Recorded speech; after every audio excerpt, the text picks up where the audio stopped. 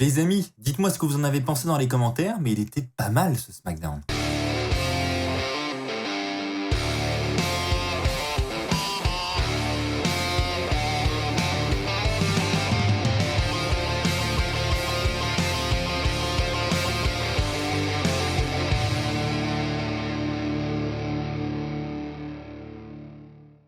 Bonjour à toutes et à tous les amis, c'est Axel de la chaîne YouTube WWEFan France. On se retrouve pour les résultats et la review du SmackDown d'hier soir aux États-Unis. Il s'est passé beaucoup de choses, on a le début des tournois, on a évidemment également Roman Reigns qui est là pour parler de son affrontement avec Brock Lesnar et d'autres surprises, vous allez le voir. C'est parti, on commence sans plus tarder avec le premier point. Pour le premier point, nous allons commencer avec cette signature de contrat qui a été prévue entre Becky Lynch, Bianca Belair et Sasha Banks. Alors on a Becky Lynch qui est sur la rampe, on a Bianca Belair qui est sur le ring, et Sasha Banks qui est debout sur la table des commentateurs. Donc on a une signature de contrat un petit peu à distance, hein. On voit qu'elles sont un petit peu interposées.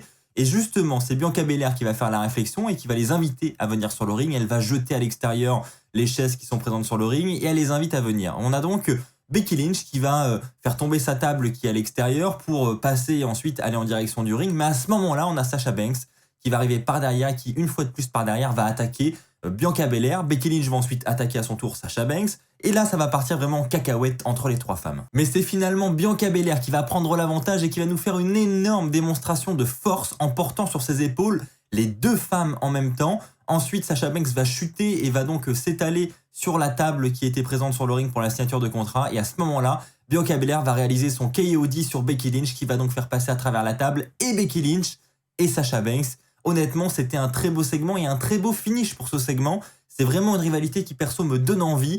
On avait besoin de retrouver ça du côté de la division féminine. Et là, franchement, le segment était, à mon goût en tout cas, vraiment parfait. Il lance très bien la rivalité et il nous tease un très bon match pour Crown Jewel, du moins je l'espère. Bon, avec tout ça, elles ont complètement oublié de signer le contrat, hein, ce qui est un peu dommage pour une signature de contrat.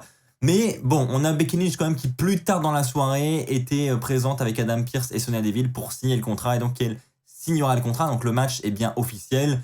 Et entre nous, hein, mais c'est vraiment entre nous, il n'aurait pas été signé, il aurait quand même eu lieu. Hein. Bon, après, c'est une signature de contrat.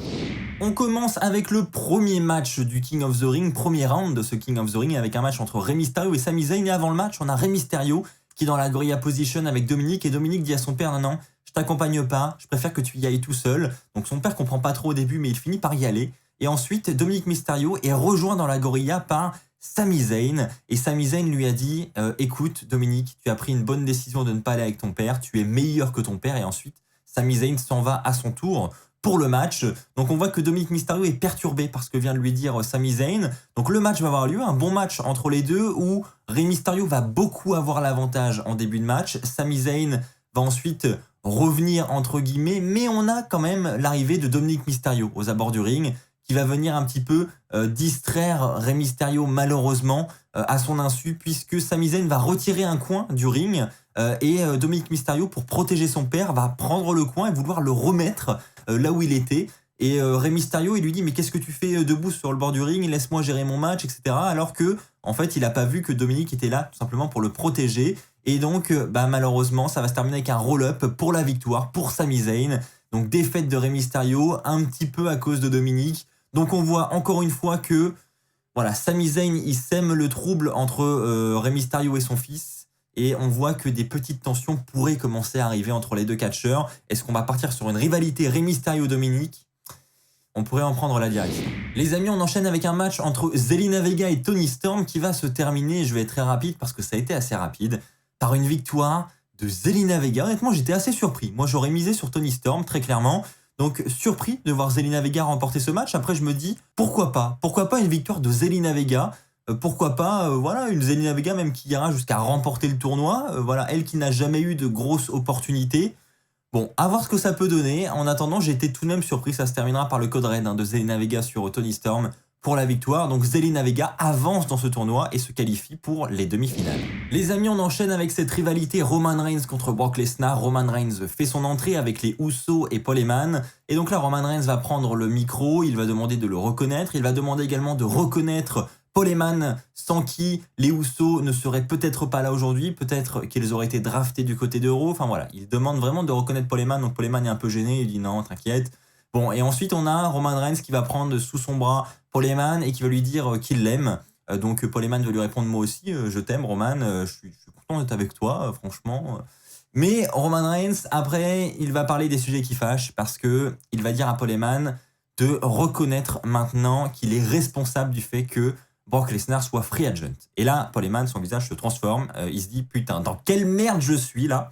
Donc, Paul Heyman, bon, il va essayer de tourner un petit peu en rond. Il va dire, oui, j'ai été accusé de plein de choses dans ma vie. J'ai été très souvent coupable. Et puis, il ne va pas regarder Roman Reigns dans les yeux. Donc, Roman Reigns va lui faire, hop, hop, hop, hop, tu me regardes dans les yeux. Hein. Donc là, bon, on sent que Paul Heyman, il est encore plus dans le jus.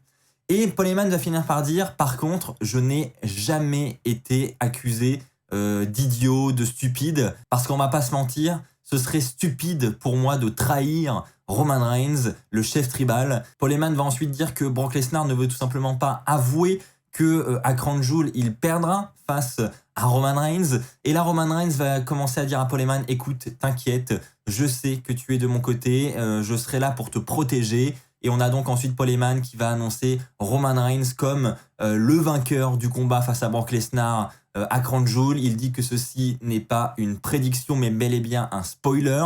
Et le segment va se conclure là-dessus. Donc encore une fois, c'est très étrange hein, tout ce qui se passe autour de Paul Heyman. On ne sait pas trop. Est-ce qu'on assistera à une trahison à Crown Jewel? C'est là où tout va se jouer clairement je pense. Hein. Si Paul Heyman doit trahir Roman Reigns, ça sera très probablement lors de ce pay-per-view. Mais en attendant, pour l'instant, Roman Reigns semble faire confiance à Paul Heyman et voilà, ça a l'air de bien se passer.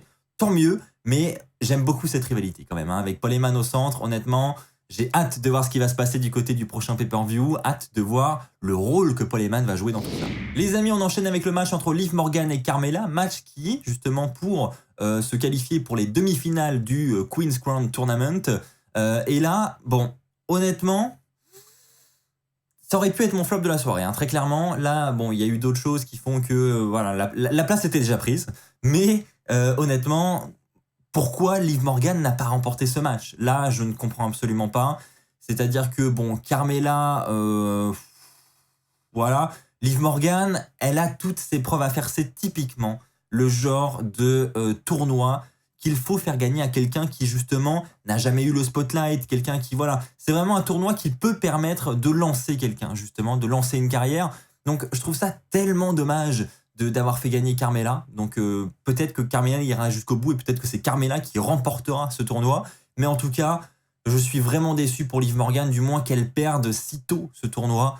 C'est vraiment dommage et c'est l'une de mes grosses déceptions de cette soirée. Avant de passer au prochain point, je vais rapidement parler de Naomi qui est venue faire un face-à-face avec Sonya Deville justement pour lui dire bah écoute, qu'est-ce que tu fais avec moi là? Quand est-ce que j'ai mon match? Sinon, pourquoi tu m'as pas drafté à Raw pour que je sois tranquille? Enfin, elle va même demander à Adam Pearce, tu peux pas m'envoyer à Raw là parce que j'en peux plus de pas avoir de match en fait. Et Sonya Deville lui dit non, tu bouges pas, tu restes là parce que la semaine prochaine tu as un match. Et Naomi lui dit ah, enfin, génial, donc contre qui? Et là, Sonya Deville va lui dire contre moi. Donc ça semble officiel, on aura un match entre Naomi et Sonya Deville. Hâte de voir ce que ça va donner. Les amis, on enchaîne avec un match entre Finn Balor et Cesaro pour se qualifier pour la demi-finale du King of the Ring. Donc là aussi, très bon match. C'était franchement l'un des meilleurs matchs de cette soirée parce qu'on a deux excellents lutteurs sur ce ring, on va pas se mentir. Même moi, en regardant le match, je me suis dit, ils vont faire gagner qui? C'est assez compliqué. Hein. D'un côté, on a un Finn Balor qui, bon, a pris un petit peu cher du côté du titre universel ces derniers temps. C'est vrai qu'il aurait besoin d'une petite victoire. Et de l'autre, on a Cesaro qui, lui, a toujours besoin de victoire. C'est-à-dire que, enfin voilà, Cesaro, malheureusement pour lui, il a rarement touché le main event. Donc c'est vrai qu'on a envie de faire gagner les deux, en fait. Et ça se terminera par une victoire de Finn Balor, suite à son coup de grâce. Mais dans un match qui était honnêtement très équilibré, qui était très agréable à regarder. Maintenant, je me dis, est-ce que ça aurait pas été mieux de ne pas organiser ce match maintenant pour les quarts de finale, mais plutôt attendre une demi-finale, ou enfin voilà, que les deux se retrouvent plus loin dans le tournoi pour essayer justement de les faire avancer un petit peu plus loin tous les deux. Voilà, je sais pas pourquoi ils ont fait ce choix maintenant, mais en tout cas, ça nous a offert un très bon match du côté de SmackDown, et ça c'est le point positif. Les amis, passons maintenant au flop de la soirée.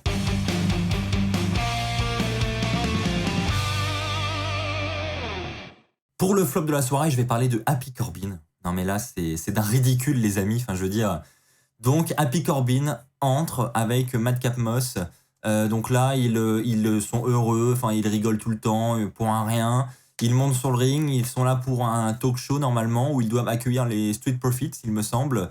Et puis ils vont rigoler encore. Et puis Kevin Owens va arriver. Kevin Owens va vouloir les attaquer, mais Happy Corbin et Madcap Moss vont prendre l'avantage. Et c'est finalement Kevin Owens qui va finir au sol, encore une fois. Donc il y a deux choses qui m'insupportent dans ce segment et qui font que c'est le flop de la soirée. Premièrement, Kevin Owens. Où est le respect pour Kevin Owens là, franchement? C'est-à-dire que c'est une catastrophe.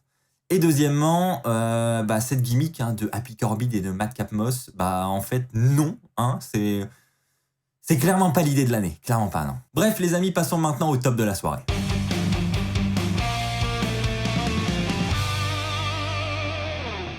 Pour le top de la soirée, je vais parler de la rivalité entre Seth Rollins et Edge. Ce sera un petit peu le fil rouge de la soirée puisque tout au long de la soirée, on aura Seth Rollins qui ira voir les officiels pour s'assurer que Edge sera bien là ce soir. Et puis en fin de soirée, dans le main event, Seth Rollins fait son entrée, il attend Edge. Il dit à Edge, écoute, c'est l'heure, maintenant il faut que tu viennes. Tu peux choisir l'endroit, tu peux choisir la stipulation, tu peux choisir tout ce que tu veux, mais viens répondre à ce challenge. Et puis Edge ne vient toujours pas, donc Rollins s'inquiète un petit peu. Il dit, écoute, tu peux faire ça, si tu veux, on peut faire ça dans ton salon, devant tes enfants, devant ta femme, ils pourront t'encourager.